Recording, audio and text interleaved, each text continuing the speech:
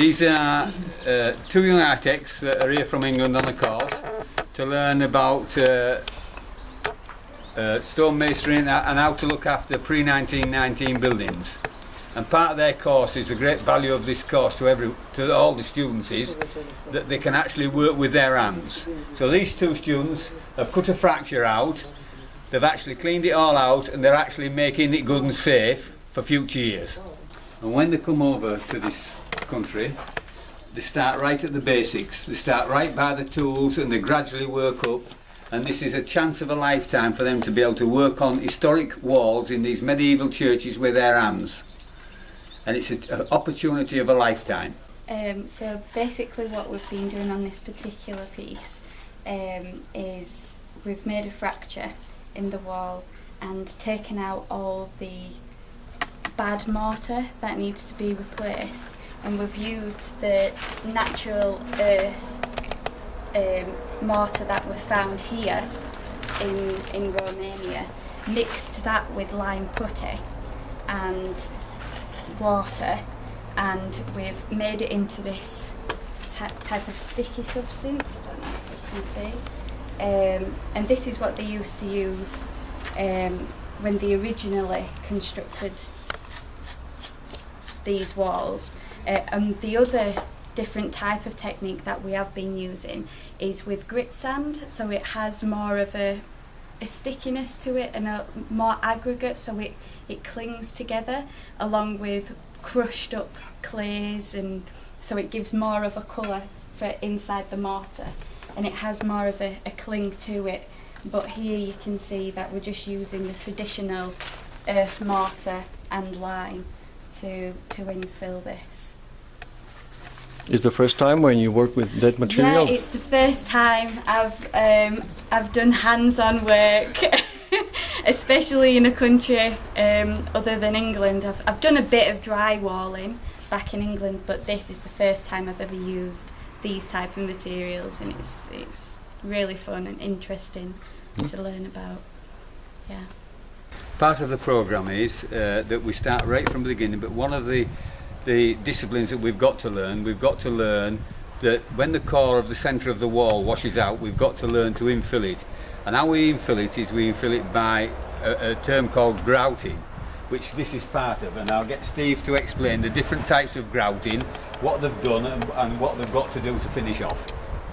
Okay, it's a simple process. We're trying to grout one vertical joint. The joint itself can be connected to others as a capillary, but we've had to make a decision that this is as far as we're going to go for the moment. So a team of us, what we've done is we've wet the walls, washed it all out, got rid of all the dust down, and then we've rolled up Hessian and tapped it into the wall to create a bung. And Craig's just taking it out. Then we pour grout at the back. We put a clay cup, form a cup, and pour grout in, and it's gravity that forces it down and through. So Craig's taking it out now. And you can see the grout in the back of it that's filled the void. We'll back iron that back in, tamp it back in, then we'll point the front up, and we've created a new joint that's solid through the wall width. This section of wall had a fault in it, a fracture in it. So what they've actually done is they've photographed it, drawn it, taken the stones out and numbered them as they've taken them out, put them in the correct order. They've cleaned it all out, and then they've actually rebuilt it exactly to the numbers, and then they've finished it off with a line pointing. As you can see, the fracture comes down here, they've stitched the fracture in, and this is an example, so when they do the rest of the wall, they will follow this example. Sir, tell me a few things about your students, where they are from. We have, I think it's 5 students from England, one of those being Scotland, which is part of the UK. We've 3 students from America, and we've 1 student from China. And in this course, it's known as a summer school. It's to give these students a great opportunity to come to Romania, to see the culture, but not only that, to actually, for the first time, many of them in their lives, is to work with their hands, because most of these are going to finish as architects, and so to be a very successful architect, you have to know what the craftsman is doing. You can tell me how many students you learn in these years, maybe in the last 3 years or 4? This year alone I've done maybe 60 students, maybe 40. By the time I finished in September, I will have trained 40 Romanian students, 10 students from around the world, and it works out about 50 students per year, and 40 of them are Romanians, which I train. You enjoy what you do here?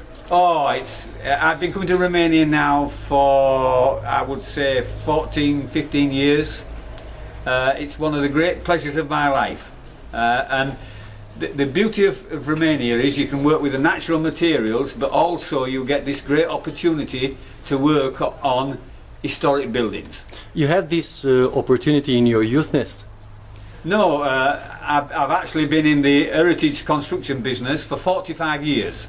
I first started at my apprenticeship in heritage at Fountains Abbey in North Yorkshire, and then I worked my way up to be foreman over all the north of England. Eventually I set my own company up, and I travelled the world trying to give my skills back to those people that need to know. Tell me a few things about Romania. You enjoy it here? I've always stayed in the Saxon Triangle.